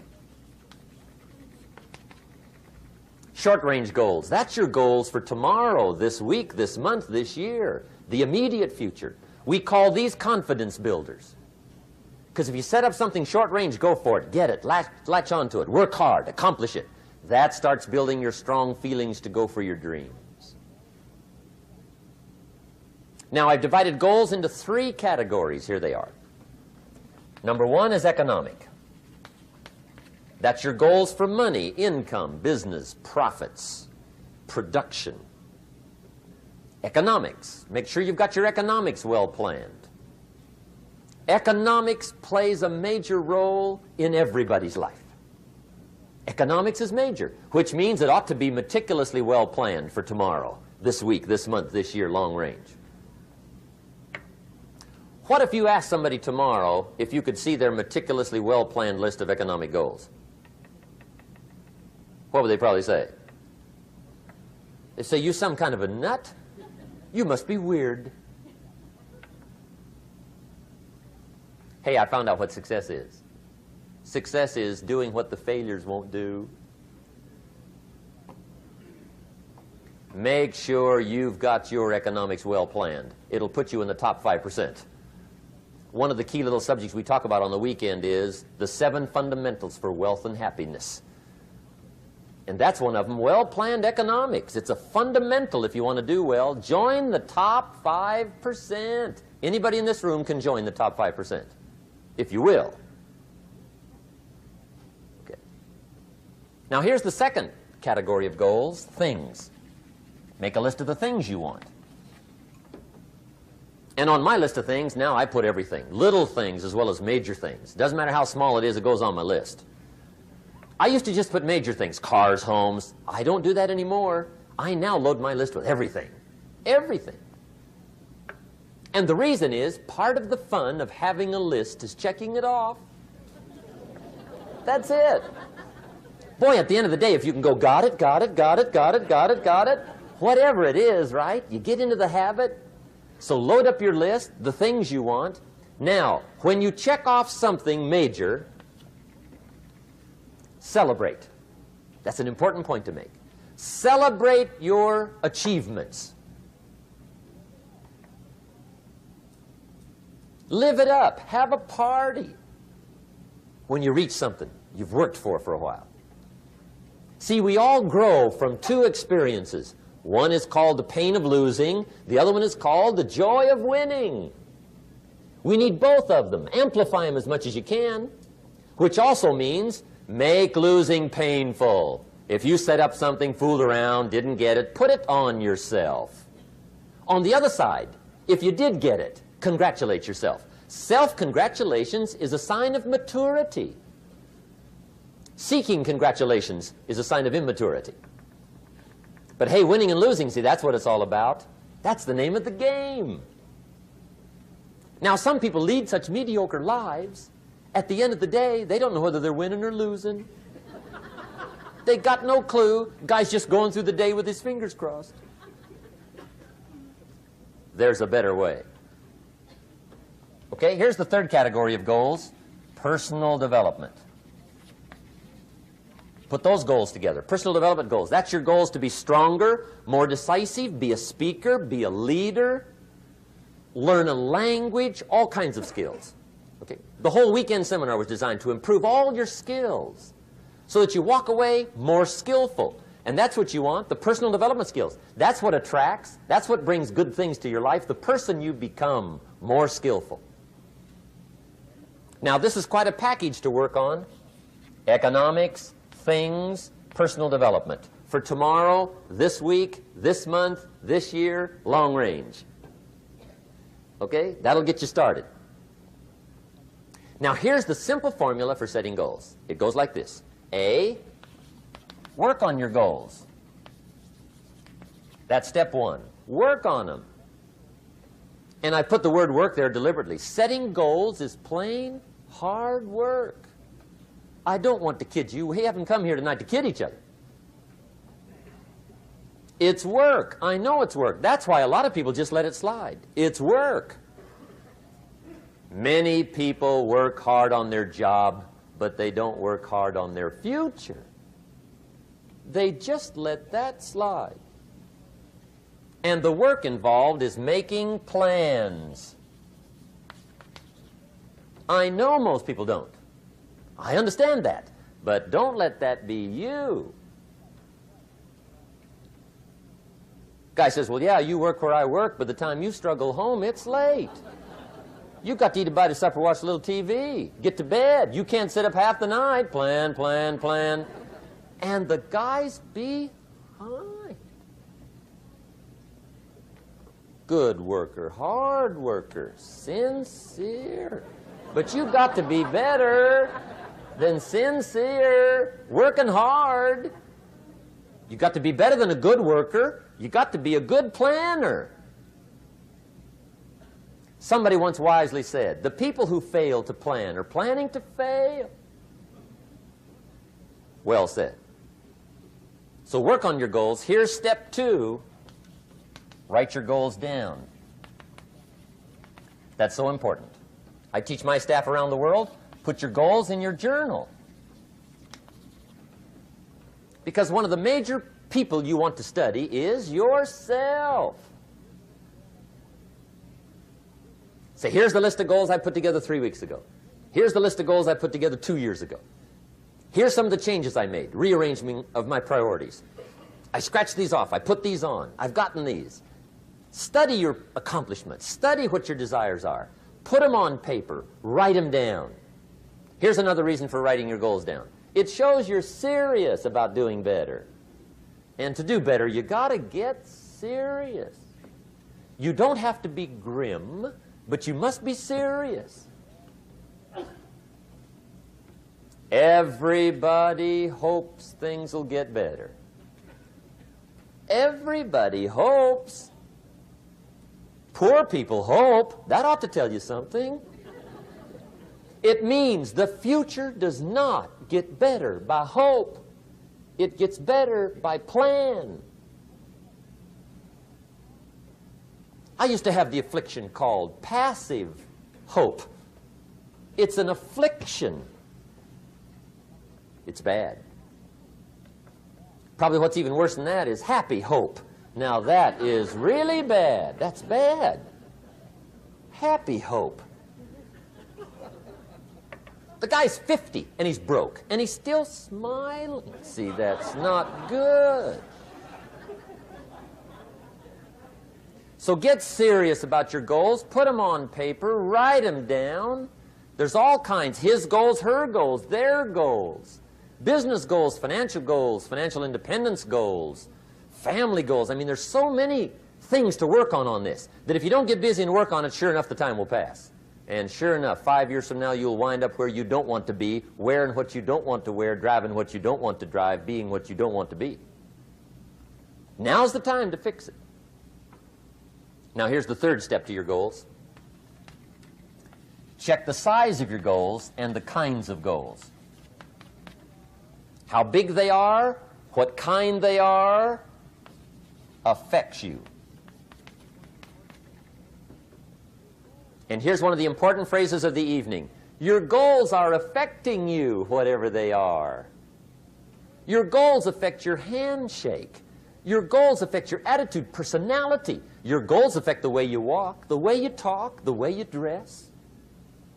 All day long, we're being affected by our goals. Now, some people have goals, but they have such lousy goals. The effect is bad.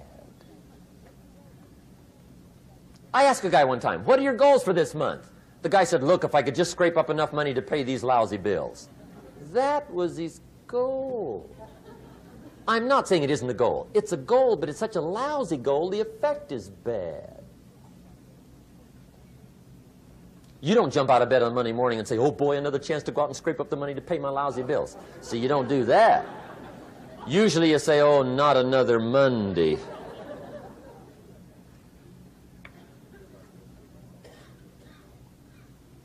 And some people have so given up on life, they have joined the thank God it's Friday club. How sad. Surely those are the same people, when life is over for them, will say, thank God it's over. Let me give you a Bible philosophy that teaches how to get whatever you want. That's the title of the next set of notes. How to get whatever you want. From the Bible.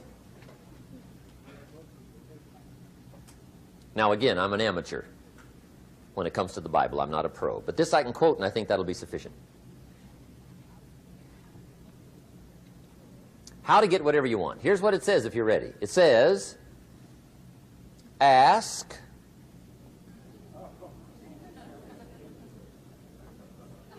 that's it.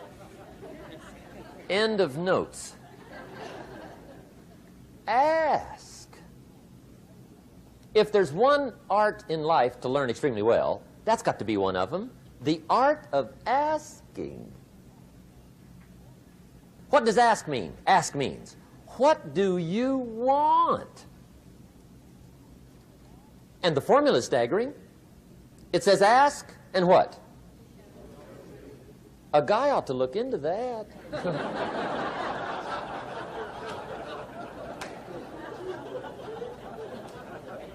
He says, yeah, but you work where I work. By the time you struggle home, it's late. You got to eat a bite of supper, watch a little TV, get to bed. You can't sit up half the night, ask. And the guys behind. See, you've got to be better than a good worker. You've got to be a good asker. Now, let me give you 3 key points on asking and receiving. This can do it. Number 1, asking is the beginning of receiving. Asking starts a unique process, mental and emotional. I don't even know how it works. All I know is it works. It's like pushing a button and all this machinery starts working. I don't know how. It just works. There's a lot of things you don't need to know how. Just work them. Some people are always studying the roots. Others are picking the fruit. I mean, it depends on what end of it you want in on. Asking is the beginning of receiving, so start the process. Here's number 2. Receiving is not the problem. Receiving is automatic. Now, if that's true, receiving is not the problem, what's the problem? Failure to ask might be one of your major problems. I don't know. Check it out. The guy says, oh, now I see it. I got up last year and hit it every day, but there's not a scrap of paper with my goals on it. Good worker, poor asker. So you got to change that. Here's number 3. Receiving is like the ocean. There's plenty, especially in California. It's like an ocean here.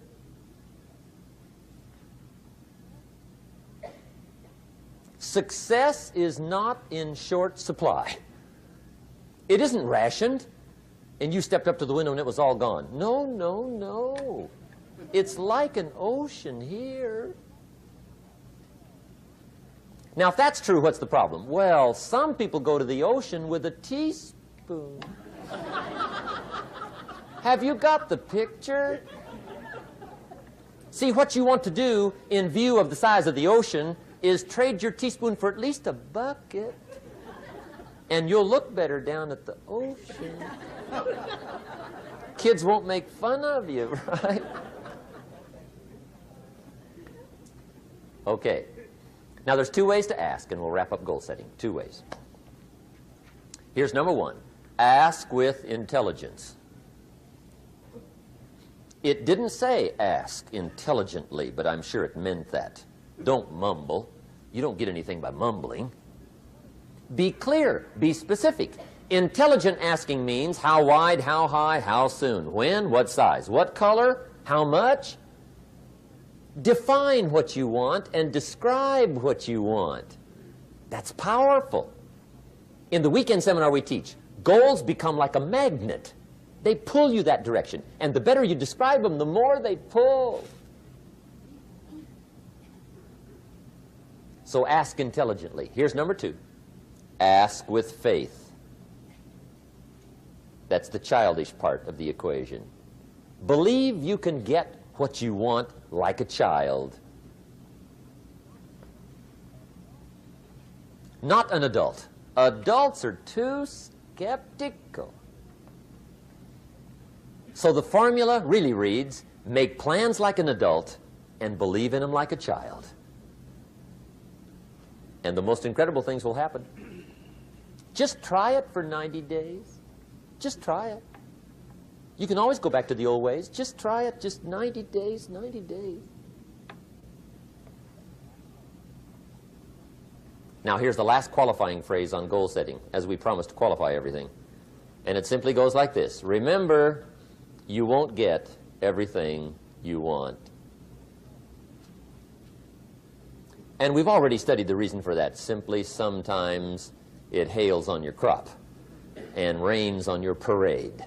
It's that kind of planet. So you won't get everything you want, but if you will work this goal-setting formula, you can get plenty for wealth and happiness. Okay, that's goal setting. We use it around the world. We recommend it. Now, maybe it won't work as well for you as it has for me. I don't know. Maybe not. But what if it did? You got to try. Okay. Here's the last subject, the day that turns your life around. Let me just quickly give you a list of 4 emotions that can change your life in one day. Emotions are powerful. Sometimes it doesn't take much to alter your whole life direction.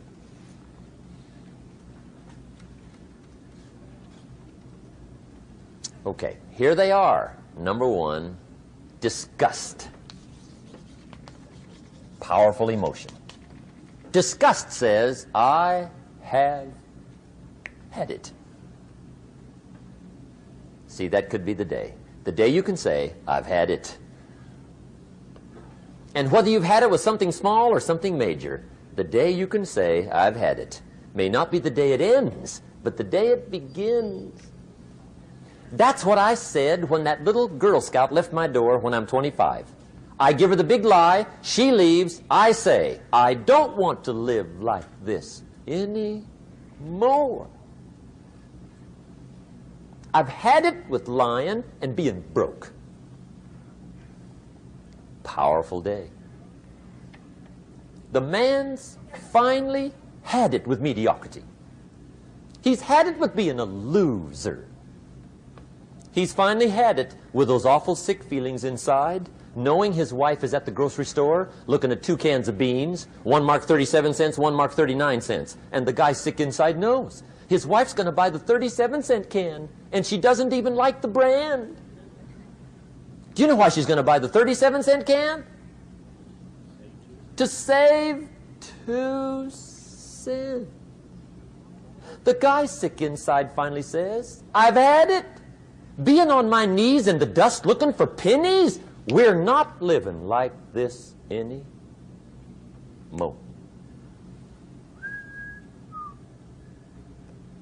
Could be the day that turns your life around. The day you can say, I've had it. He walks into his closet and rips everything in it to shreds and says, I've worn this embarrassing stuff for the last time. And not only will I never wear it again, no one else will ever wear it again. Commit an act that says, I've had it. Powerful. Here's the next one. Decision. And decision-making is powerful. And it's emotional. That's those knots in the pit of your stomach, right? Waking up in the middle of the night in a cold sweat, trying to decide. We sometimes call it inner civil war. What shall I do? Well, for progress, you must decide.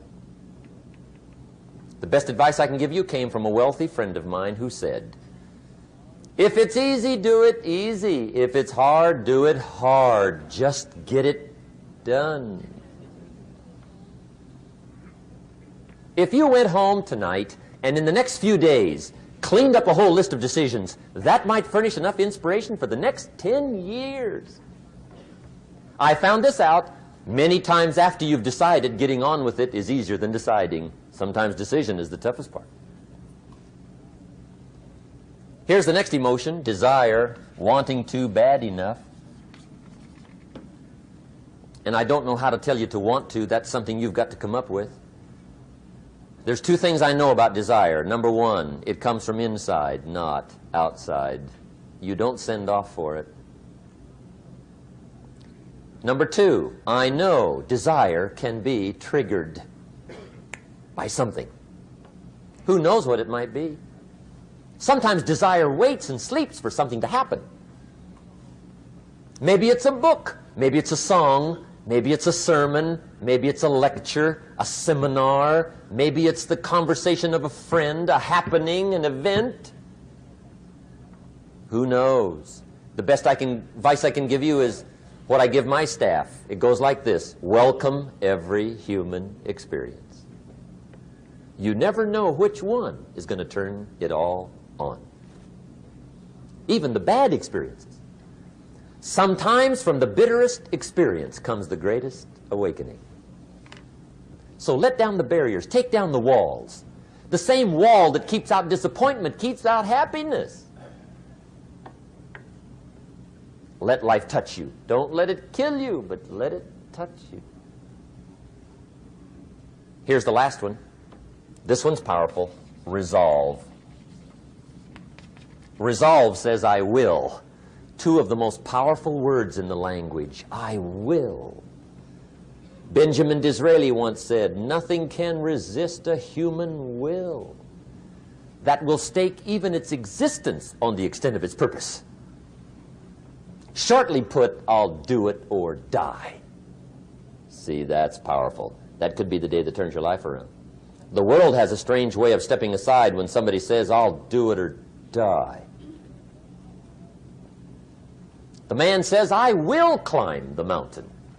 They've told me it's too high, it's too far, it's too rocky, it's too difficult, it's never been done before, but it's my mountain, I will climb it.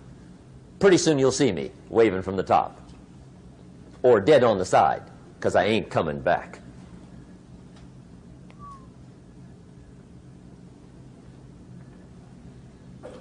The best definition I ever got from the word resolve came from a little junior high girl in Foster City, California, up north.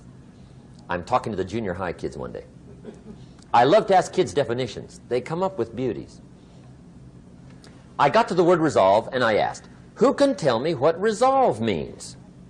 And I got several hands, and they were all pretty good, but the last one was the best. Little girl, about 3 rows back, held up her hand. She said, Mr. Rohn, I think I know what resolve means. I said, darling, what do you think it means? She said, I think it means promising yourself you will never give up. I said, that's it. Webster, stand aside. That is the definition. Promise yourself you will never give up. I asked the kids, how long should a baby try to learn how to walk? How long? How long would you give your average baby before you shut him off? How long?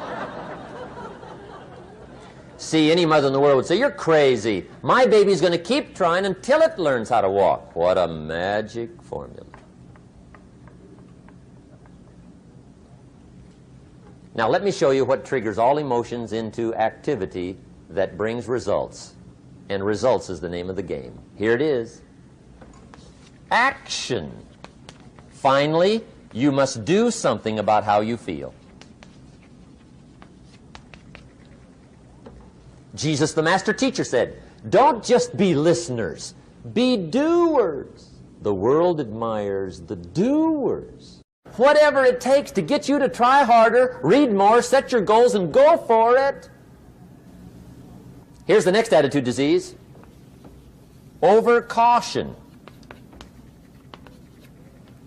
Some people never will have much. They're too cautious. Now, you can also be too reckless, but you can also be too cautious. This is called the timid approach to life. And my caution was always the risk. Risk used to drive me right up the wall. I used to say, what if this happens? It's called the language of the poor. What if this happens? And on top of that, if this was to happen, look at the fix I'd be in. I better not try. I could always ace myself out. Then I'll tell you what changed my whole life when I finally discovered it's all risky. The minute you were born, it got risky. If you think trying is risky, wait till they hand you the bill for not trying. If you think investing is risky, wait till you get the tab for not investing. See, it's all risky. Getting married is risky. Having children is risky. Going into business is risky. Investing your money is risky. It's all risky. I'll tell you how risky life is. You're not going to get out alive. That's risky. The Englishman says, well, if that's the way it's going to work out, let's give it a go. Right, that's what it's for. Give it a go. Somebody says, yeah, but I'm looking for safety and security. Fine, then huddle in a corner. We'll cover you with a sheet, bring you 3 meals a day. And we'll protect you, feed you, look after you, care for you. We won't let anything happen to you. And you'll probably live to be 100. The guy said, well, yeah, I'd live to be 100. But what a way to live. Right. What a way to live, safe and secure. Don't ask for security. Ask for adventure. Better to live 30 years full of adventure than 100 years safe in the corner. And see, it's not important how long you live. What's important is how you live. Here's the next attitude disease. We're almost through with this motley list. In fact, we're almost through. Hang on. The next one is pessimism. Pessimism, the deadly disease of always looking on the bad side, the problem side, the difficult side, checking all the reasons why it can't be done. The poor pessimist leads an ugly life. He doesn't try to figure out what's right. He tries to figure out what's wrong. He doesn't look for virtue. He looks for faults. And when he finds them, he's delighted.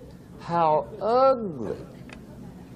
This is the poor guy who looks through the window, doesn't see the sunset. He sees the specks on the window.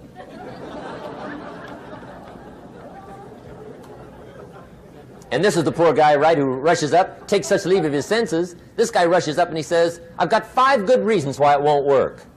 He's so dumb he doesn't know all he needs 1. He's got 5.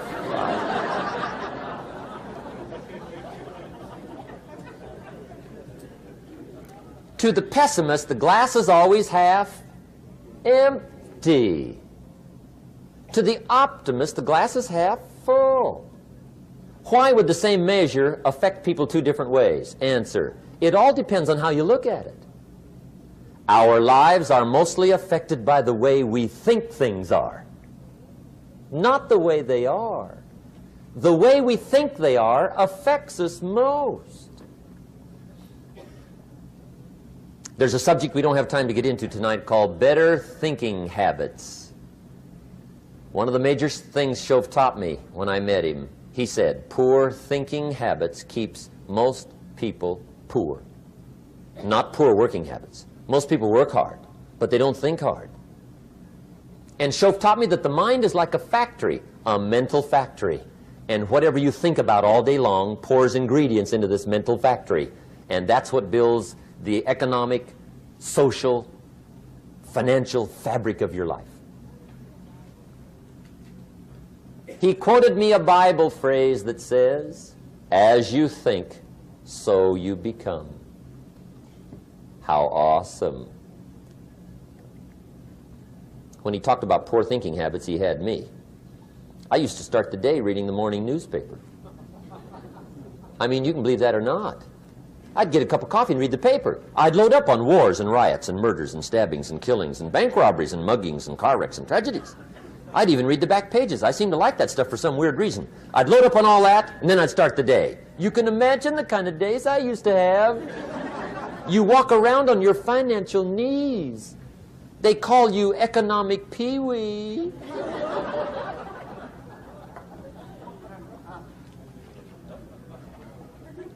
The guy says, I want to be a great leader.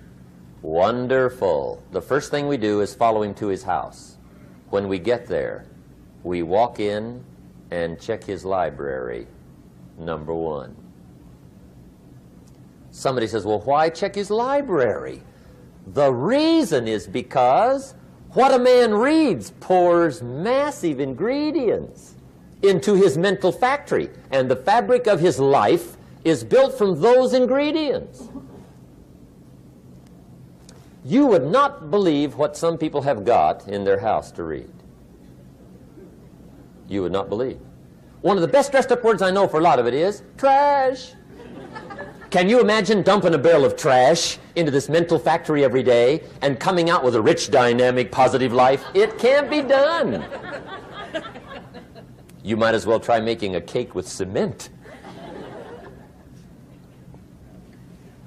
The kids back in Danbury, Connecticut, high school, they're asking me questions one day. I'm talking to the kids. Kids got good questions these days. One of them said to me, Mr. Rohn, how do you build the good life? I said, it's simple. It's not easy, but it's simple. Here's how you build anything. Select the right ingredients, keep out the wrong ingredients, and it starts with thought. Everything starts with thought. So you must be wise and careful what you think about, because that starts everything. You got to be wise and careful. I asked the kids, what would happen if somebody dropped sugar in my coffee? They said, well, you'd be okay. I said, what if somebody dropped strychnine in my coffee?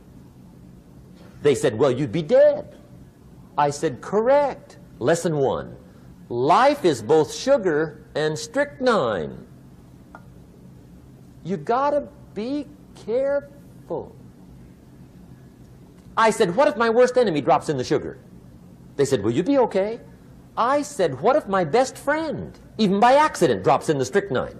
They said, well, you'd be dead. I said, correct. Lesson 2, watch your coffee.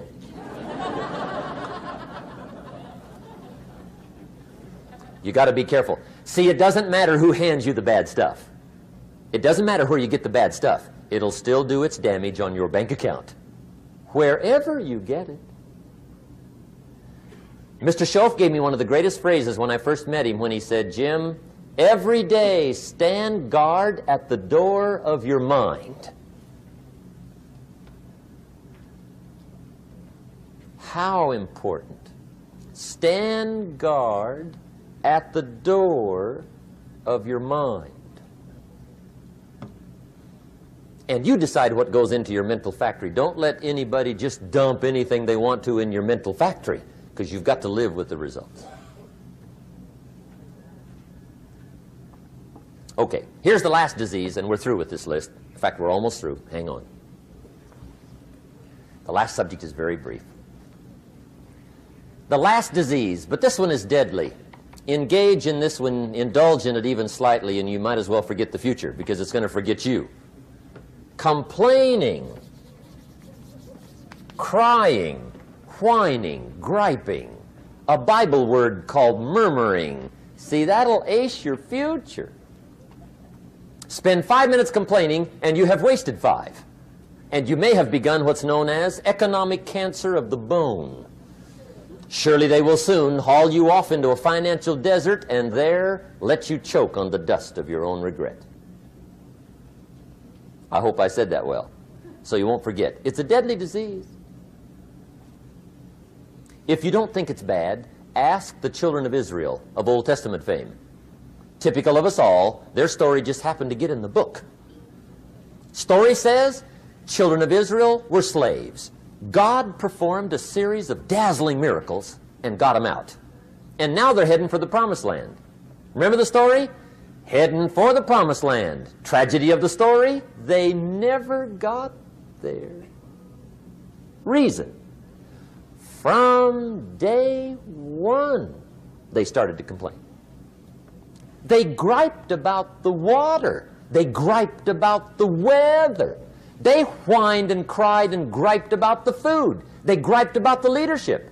They whined and cried because it was too far, too cold, too hot, too difficult, too miserable. I mean, they whined and cried for years. Finally, God said, I've had it, trip canceled. Or something like that. The story says they died in the desert, never got to the promised land. Which I think means 2 things.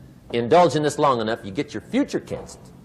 And I guess it also means even God himself can only take so much.